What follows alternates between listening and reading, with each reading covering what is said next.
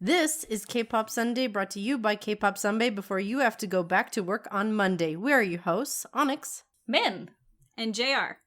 Welcome to episode 24. Today, we will be talking about our favorite overlooked K-pop songs. But first, it's been pretty much an entire year since this podcast began. We actually released our very first episode all the way back on October 6th, 2019. So this is pretty much our 1-year anniversary. A couple of days early, but you know, isn't that fun? Did you guys think that we would make it to a year? No. I'm thoroughly impressed. Yeah. And you guys are great hosts. Thanks for having me. We're really learning a lot, aren't we? We've come so far from just making posts on Tumblr to learning how much stuff we've had to learn over the last 2 years over like resources, how to do stuff. Yes. And we still have so much to learn. Exactly. Yeah. But we're going, so yay us. Yes. Yeah, I think we've managed to make every single podcasting mistake you can make, and we're still here. Yes. And you are too, so thank you for listening. So Min, where are we gonna start? Let us start off with some of the songs that we wish were more popular. My first one is BAP's track Goodbye. Have you guys heard that track before? I don't think so. Okay, so Goodbye came out right around the time, it was not right around the time that they debuted, but it was very early on. Oh, wait. And it was very cute. It was back in the time when, like, they still used Matokis. I miss them. Yeah. Oh my gosh.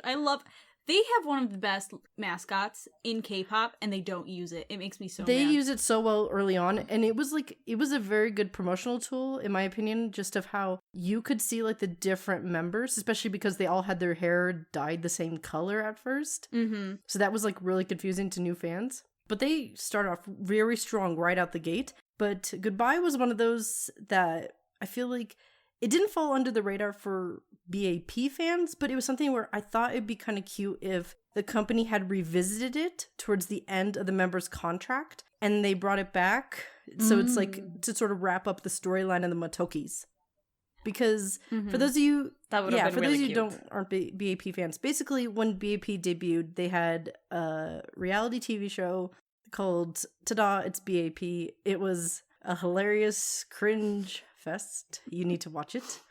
Anyone who's watched it will know that. It's a great name, though. But basically the premise was that the BAP members were bunny aliens from another planet, and they were coming to Earth, and they had this whole mission, and one of the members, Jero, he was a robot. And, like, Jungkook, who was the leader of the group, was also, like, the leader of this mission. And then Himchun was, like, his second in command. And, like, they had, like, all these different roles. And it was very interesting.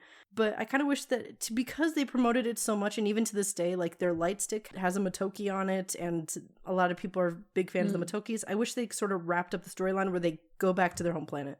Like, right before the end of contract. Like, I know that they had, like, their one last release. But I kind of wish, though, that they had either re-released it or done like a new version of it, like the same song, but like, you know what I mean, like how like Super Junior had Sorry Sorry, then they had Sorry Sorry Answer, which are two very different songs.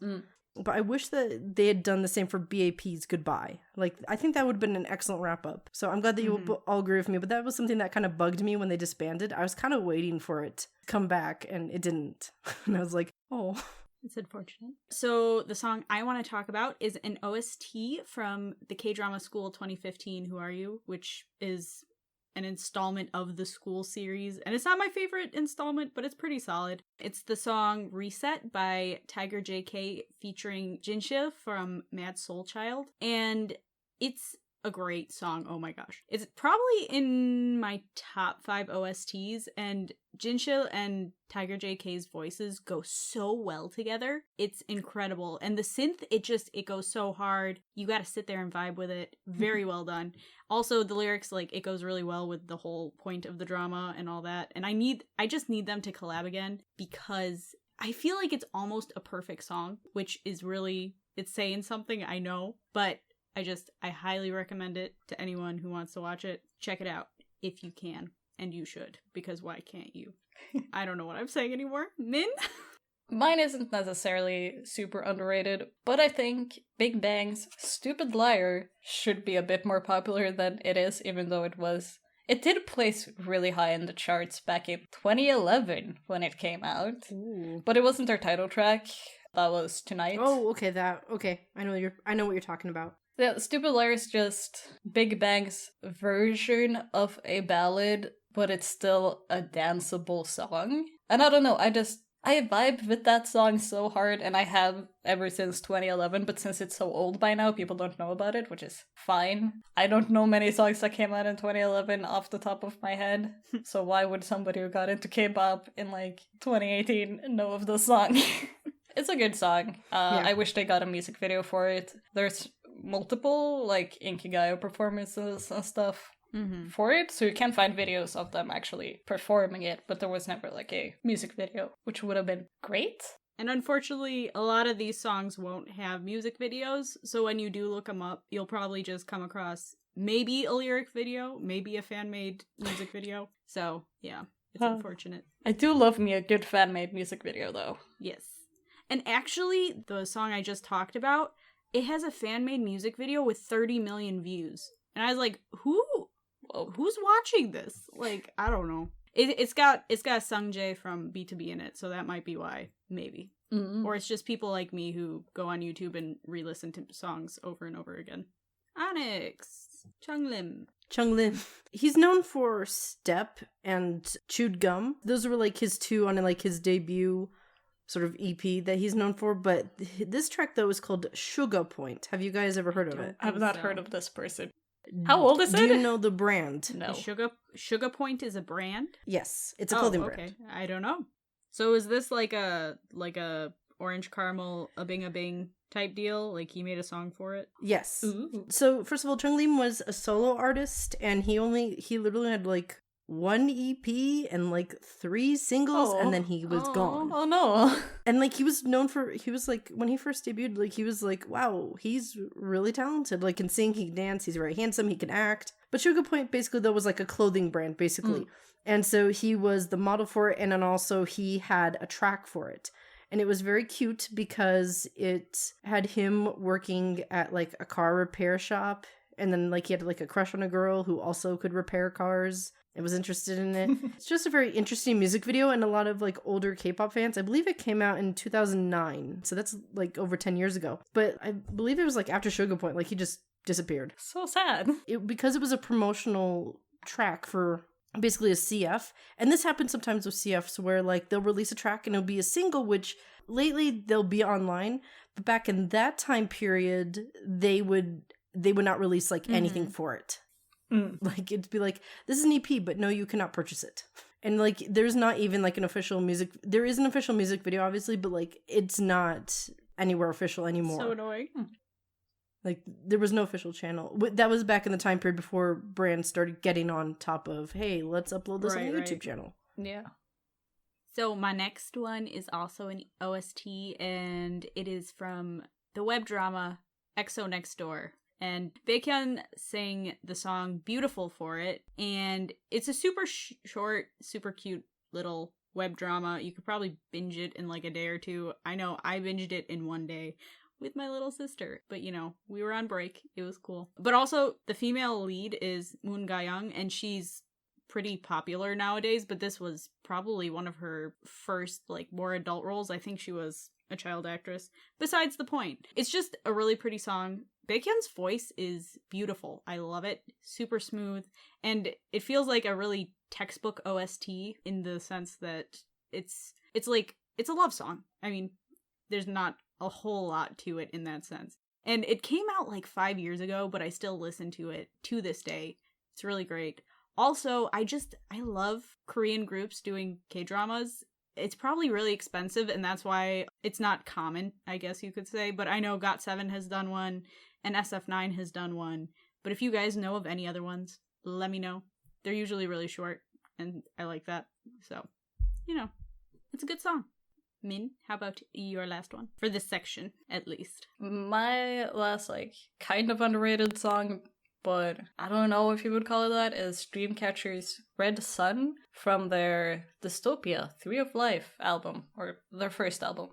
This song does have a special video, a dance clip, so you can actually go watch it. But it has 3 million views. It's a lot, but their main music videos, Scream and Boca, which came out recently, has like 22 million, so Dreamcatcher fans have probably seen and heard Red Sun. Normal K-pop stans? Probably not, and that's fine. But I really like this song. And the dance is really good, and it has a very gothic vibes, but not in the like German gothic, not a very gothic Treffen way, but more of a like Japanese anime way. Interesting. Being like, this thing sounds like anime. I don't mean it as a negative thing, but I know a lot of people have dissed Dreamcatcher for sounding like anime music, and that's supposedly a bad thing. Whatever, get over it. Anime is great. Anyhow. Actually, if you heard their very first song, they have this like music box intro. Yeah. It's kind of like if you take the music box theme and make it into a song, that's basically Red Sun. That sounds cool. It's definitely a song that won't be for everybody, but you should give it a shot. Especially watch the dance thing, because it's just them in like black dresses. It's gorge. I feel like Dreamcatcher's styling is always so pretty. I'm a big fan. Yes. So, do you guys have any songs that were like actual title tracks? Like, this was their song that they promoted and you wish was just a bit more popular because it just didn't do that well. Yes. The main one I think of is Snuper, Platonic Love. Have you guys ever heard that? Yes. Oh, so good. Exactly. And like Really especially for like very new idols. So, for those of you who don't know who Snuper is or Platonic Love, boy group, this is like when like they really started off like, a couple years ago. Basically, it was an 80s throwback, and they were at a skating rink, like 80s style skating rink, like indoor rollerblading. Did any of you guys ever do that? Yes. The roller rinks? It was painful. I'm not good at it. I used to love it. I couldn't go very often, but there was like one near my house, but then that got turned into a bowling area. Aww. Which the bowling area is pretty cool too, but you know, it's different activity. But it has that sort of 80s vibe to it. For those of you who love like 80s, you're gonna like this. Also, I like the message of, because it's called Platonic Love, and it had the message of, hey, I've got a crush on somebody, but she isn't interested right now, so I'm gonna back off and be your friend until she sees me differently, and I'm gonna be satisfied with that. So basically telling guys to chill out. If you got a crush on a girl and you don't think it's returned. Yeah. Because I don't think anywhere in the song he's let her know. It's just his feelings. He's like, she's not feeling it right now, so I'm gonna back off for a while. Just, platonic love. Yeah. Until she sees me differently. And I thought that was pretty good. So that was also a very different story from what else is going on at the time. Refreshing. Yes. And also, it's just a fun track. Okay, so mine is BTOB's Pray, which Pray is... It's weird, because it's the Korean word for pray, Gido, and then I'll Be Your Man, which is kind of the English title. I don't really know how they do it. Mm-hmm. But a lot of times you just see it as Pray, I'll Be Your Man. So this was the title track from their 9th mini album called New Men, which came out in 2016. And I was so shocked that this track kind of just flew completely under the radar. I'm trying to think of what else came out that year. I don't know. Okay.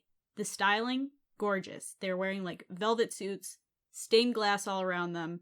There's also some really great jackets and like a few dance scenes. Just great styling. Their hair looks great. Eyeliner in 2016? That was kind of out by then, which also big fan of. But yeah, Changsub's voice, beautiful. And there's some really cool harmonies in there, which they're known for that. And I think this song is pretty great because I feel like BTOB is known for either their ballads or their more like really upbeat songs like Movie. I guess I would kind of group in their more... Yeah, they're a ballad group, Yeah, so this song is neither of those.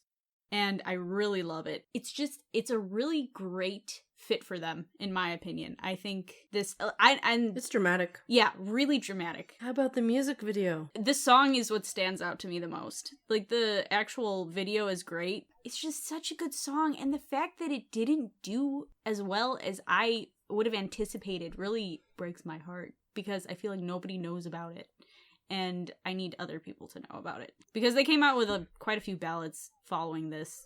And those did really well. Because I guess that's kind of their thing. Their thing is ballads. So that's probably why. Whenever groups kind of stray away from their genre, it doesn't do as well as the one that the public is more used to. Which is unfortunate. So yeah, I like that song. Min, what's your song? My title track that I wish got more recognition is WaSSup's Stupid Liar from their Showtime EP. It was their last song before going on to a kinda indefinite hiatus, and then they later then released Color TV with a different lineup and whatever, so Stupid Liar was like the last WaSSup song with all of the original members, and it's actually their best song. Like, WaSSup's music, it's okay. Like, they came out in like 2012. Their music is very early 2010s. They didn't do great, but Stupid Liar is just wonderful because it's a bit more chill than their other songs, and I wouldn't say it shows off everybody's vocal abilities amazingly, but for the other songs that this group has produced, it really does show off their vocal skills.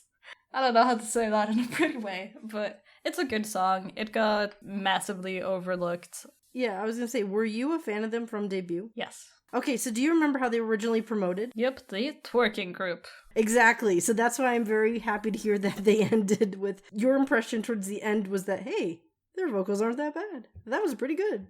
Like, you're talking about, like, the track. Because I remember it was very heavily talking about, like, their visuals when they first debuted.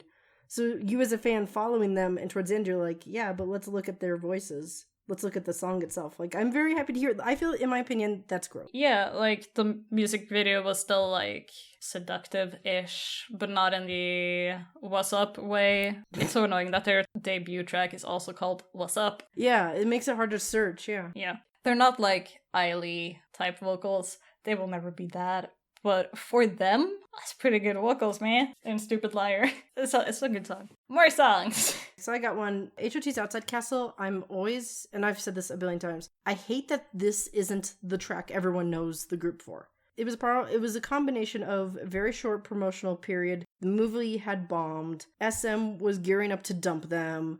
And there was also, like, a huge change in fan culture at that time. But especially because it was choreographed, produced by the members, and how, like, the message, just everything was so perfect that I hate how it's not remembered, especially because, like, at debut, they were constantly compared to the Backstreet Boys, but then they showed so much growth, and I hate that they're forever known for Candy. Like, it just makes me very sad. Just not gonna keep harping on that. But the other one is also a B2B song, Irresistible Lips. My main issue with it is that people think when they want to talk about good early music, they never talk about it. They'll talk about Insane instead. And I just hate that because I thought that this was a really good debut track and people always overlook it. I loved it very much.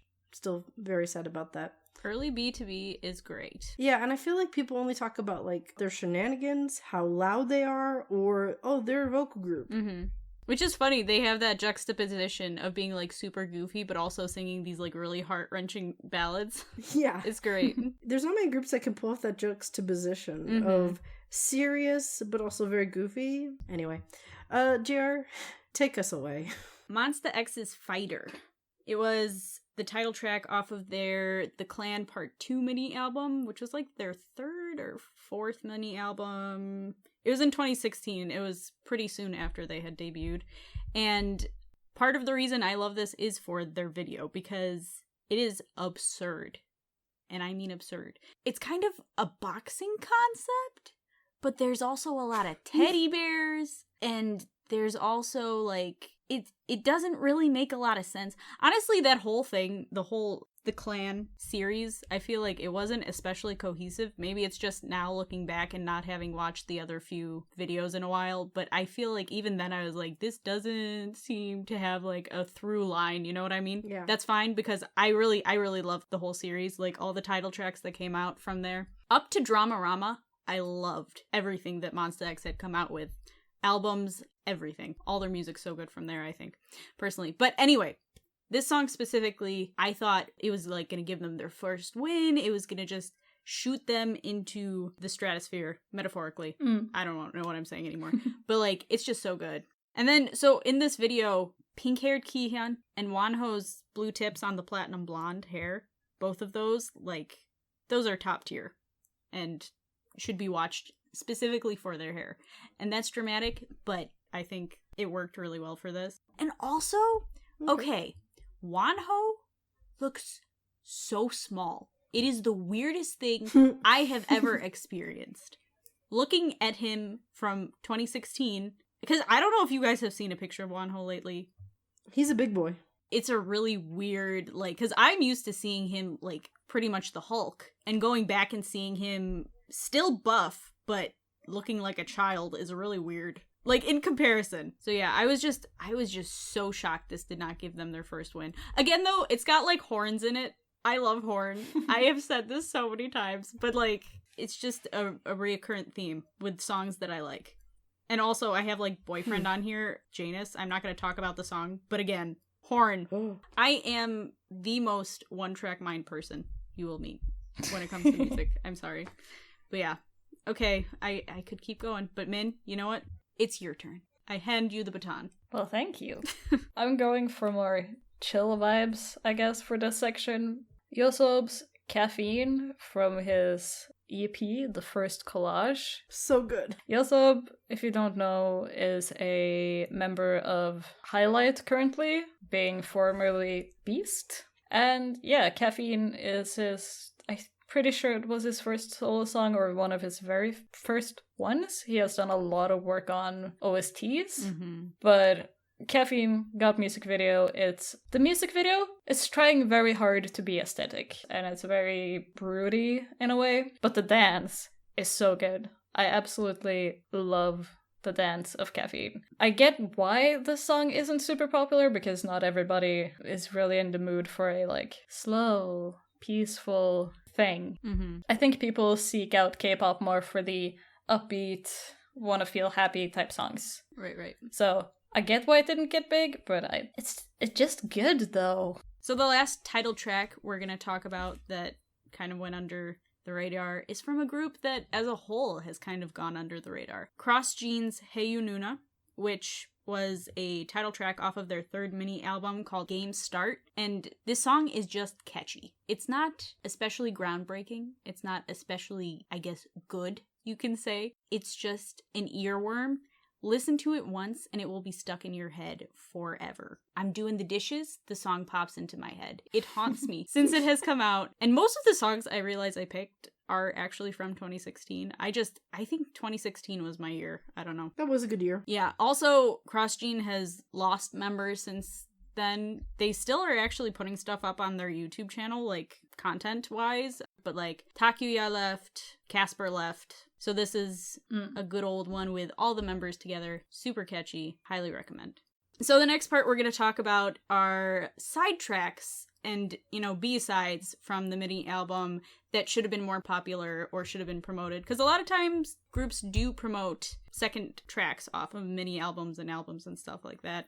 And we think that these tracks should have got a little bit more love. So Onyx, why don't you tell us your first song? So my first one, first of all, this is back in the day. Back in 2003, so before you kids were even born. Rude.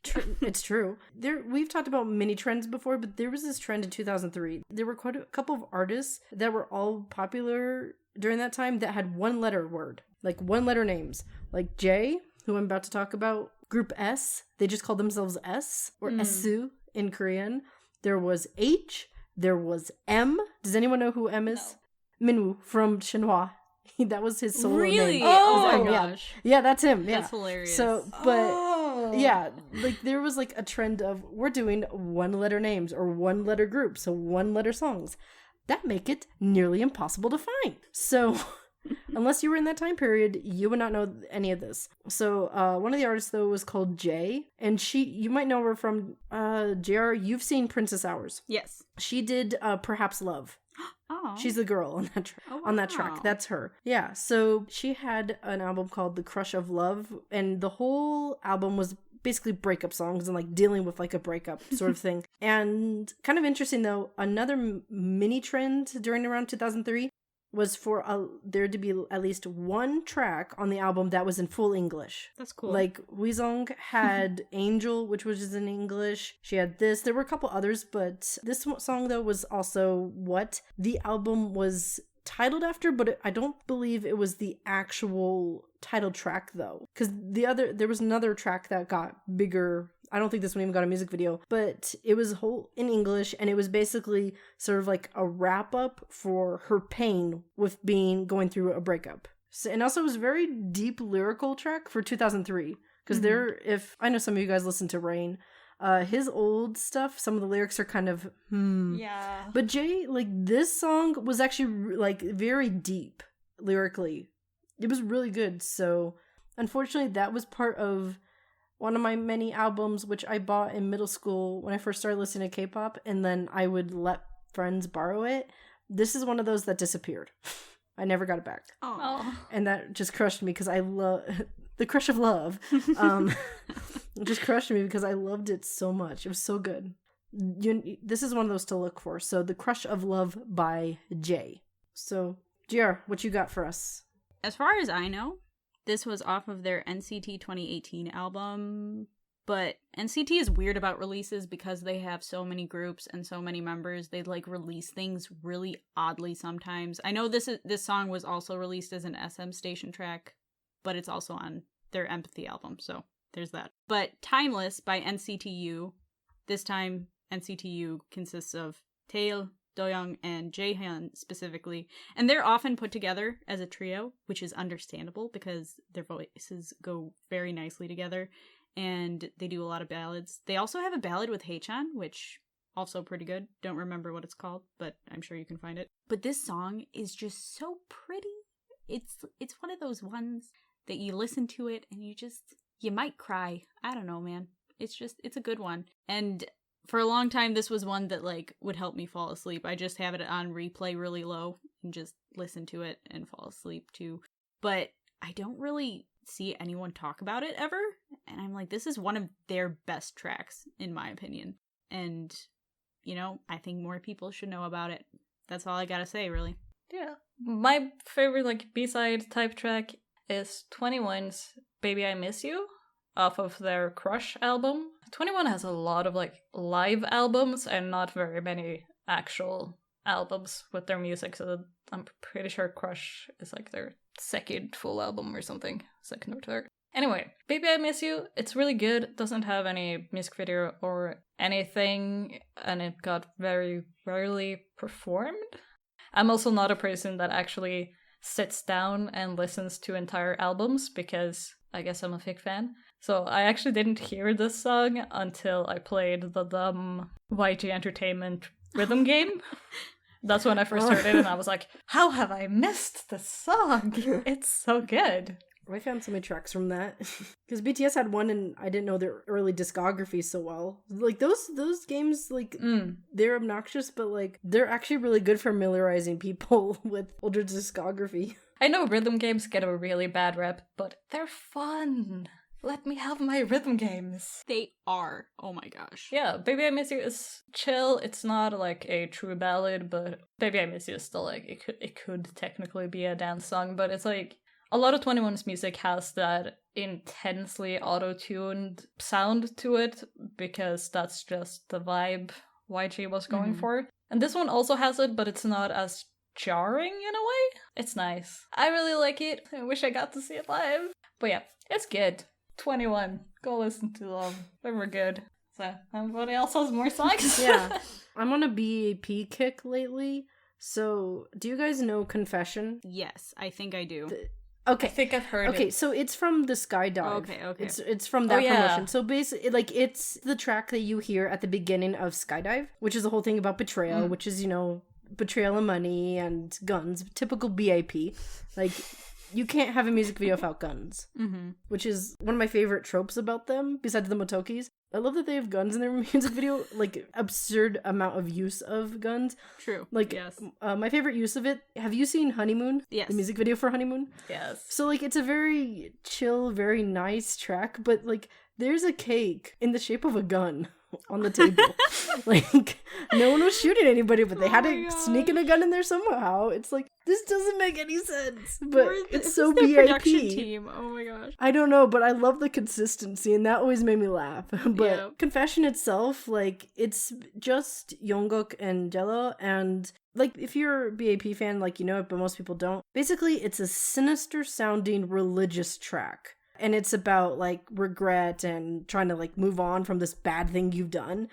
But I really wish that they had kind of taken it and made it like its own music video or like follow-up storyline that had like the visuals of Fancy Child's Bermuda Triangle as sort of like a response to Skydive. I would have loved to have seen that happen to it. BAP's old discography is so good. Oh my gosh. Yes. They were so impressive. They're one of the ones where it's like, please go and listen to all their albums. They have so many good B-sides. It's incredible. Also, their fan community is hilarious. Yeah.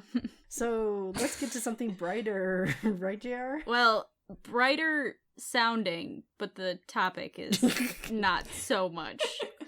Which, honestly, when I first heard this song, I thought it was a love song and not kind of like a breakup, I'm in despair song, just because of, I don't know, the whole composition of it. But Coffee by BTS is a song off of their debut album, which is, Oh, Are You Late Too? And what a name that is for an album. But yeah, I really like this song. I've liked it since I've heard it. You know, like it was one of those ones I was like, this is great. It's so good.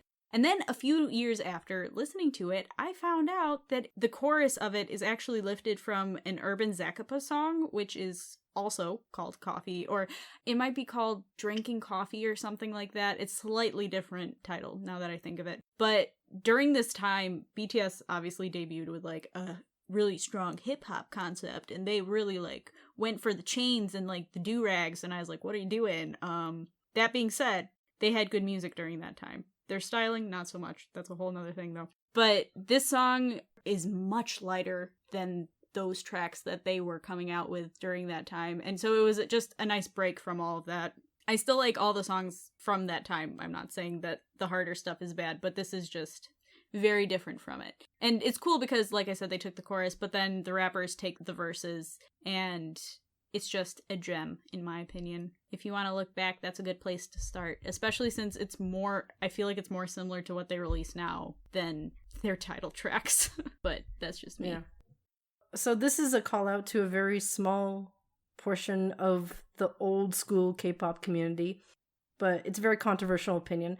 I think One Times It's Over is a better song than Cry from their album Once and For All, which was their fourth album, which is going to make a lot of people upset because that was like Danny's like big solo thing. Well, like Teddy kind of featured on it, but like it shows Danny wandering around being sad. He's in the shower. He looks very handsome. That's why people are very affectionate for it. However, in my opinion, it is not nearly as good as It's Over, because It's Over, in my opinion, is a way better breakup song. It's way catchier. I feel like a lot of like the wording in English, like I still quote that a lot. But like I think about that whenever like I'm like angry with something. It's like, okay, I'm not doing this anymore. Or like one job when I quit it, I did listen to the song over and over again. It's supposed to be a breakup song, but I feel like it goes for like anything where like you're leaving with like very bad feelings. It's like you're very sad, especially like when it was something that really mattered to you and it's just done. So anyway, let's go on. I want to talk about obscure collaborations, like not like parody collabs. Like we're not talking about like 2 a.m. and 2 p.m.'s Dirty Dyed Girls or Boys Generation, Big Byung. We're talking about like, this is just like a one-off thing, you didn't see it again. Like not meant to stand on their own or be like officially recorded in some cases. So my first one I want to talk about, back in the day, this happened. SHINee was promoting Ring Ding Dong, which I believe all of us are big fans of. But there was one time where Ye-sung got swapped out with Jonghyun. That he was in his place. Have you guys seen this performance? No, and I will look at it immediately I'm after we're excited. done recording, because this sounds amazing. Okay, the best part about this was that this was during the time, like, people were like, oh, he's very shy, but especially back then, he was very emo. In my opinion, he had very good reason to be, but it was just so bizarre, because, like, we heard that Jonghyun was sick. I believe he had the flu during that time or something. Like, there was something where, like, he was genuinely sick, so Ye-sung, who was also a very strong vocalist and had nothing else to do, he got stuck in with very bright dancing SHINee. Like two very different like spectrums, I felt like. That's so great. And it was so bizarre. And I remember like I had other friends who were into K-pop at the time who were like, why is this a thing? And where can we get more of this? Because it was so bizarre at the time. And then I made myself very sick with laughing at the idea of Ye-sung randomly appearing in other groups. Like just like one member just sits out for a performance and then there's Ye-sung. And like it's like a group that like has like polar opposite concept to him. Can you imagine like Vix with Rock Your Body? Just take out like Leo, put in Yesung. So you're making no change. No, big change. I'm joking. Can you imagine the like NCT? Yeah, that would be hilarious. Oh, put in Yesung. You take out Chongmin, put in Yesung. Or like Big Bang, you take out Daesung and then you put in Yesung. Like, just like the idea of this, like, I wish this was a thing.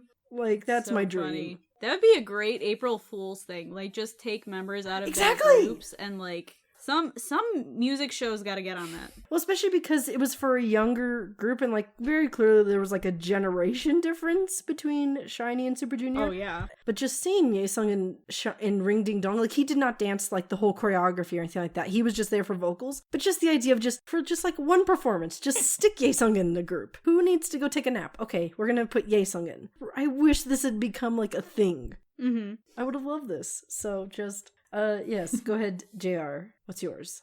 So the collab that I want to highlight is Newest's Minhyun and 17's Joshua's acoustic cover of the song Overcome. It was a cover project for Newest's Q-Is promotional period. So it's like a special clip type thing. It's not even the whole song. The whole song's probably like 3 or 4 minutes long, but this is 2.5 minutes long. And it's just them sitting together. Joshua's playing guitar, and they do a slightly revised version of the song, and it's so pretty. I remember finding it a few years after it came out. I think Overcome came out in 2016. It was probably a year or two ago I found this clip, and I was so hyped to see the two of them together, because for a long time, one, Newest wasn't promoting very much, and two, 17 was promoting a lot. So there wasn't a whole lot of interaction between them, even though you did see quite a bit of interaction pre-debut 17 between Newest and the members. But just seeing them together was really cool. And if you like that, you can check out Heaven, which has almost all the members. I think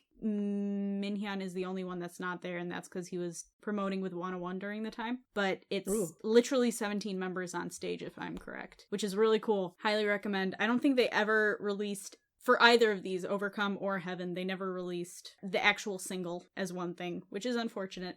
I might have misunderstood the thing a little bit, because the song that I have was never performed live, but it is on an album, and it is a thing that I didn't think was gonna happen. But it is Psy and Yoon Do-hyun of YB, or Yoon Do-hyun Band, which is bad naming conventions. I'm not a fan. Anyway, they did a song together called Never Say Goodbye, which was featured on Psy's 6th album called 6 Rules Part 1.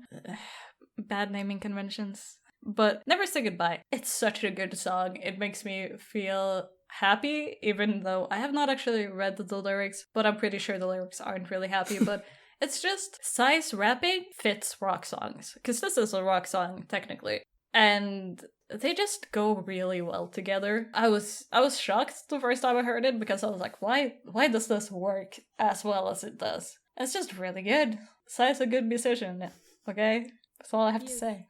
It's just good. Yeah. I think Psy's really good at making like collabs that you wouldn't expect. Yeah. Psy's just clever. He's just good at what he does. I feel like we really underestimated him. I don't know about you guys, but when Gangnam Style came out, I would never have envisioned that someday he would start a company and Hyuna would be one of the artists he would sign. Like, I never would have imagined that, but that's a thing. What if he just goes on and collects all the Psy girls? That'd be so funny. Yes. That would be pretty funny.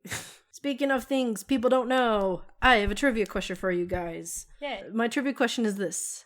SM Entertainment is known for its famous Halloween party that they do every year, right? We all know this? Mm-hmm. My question to you is, what year did they start that party? But like, they did have a Halloween party, annual one, before this. It was different before it became what it is now, or two very different parties. The old party got taken over because of something that happened. And it became what we know it as today. Mm-hmm. The costume party. Yes, it's known for being the costume party now. But it wasn't before, yeah. But there was a party, it just wasn't the costume party. Right.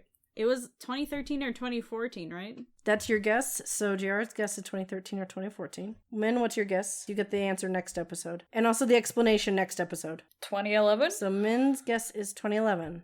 If you think you know the answer to this, please either send us a tweet on Twitter or post to us on Instagram. Thank you for listening. If you enjoyed the episode, then please make sure to rate, subscribe, follow, and tell your friends about us. If you want to interact with us or just see more of our content, then you can follow us on Twitter at KPopSunbaze or on our other social media platforms, which will be in the description. Also, don't forget that our next episode comes out on October 18th, 2020.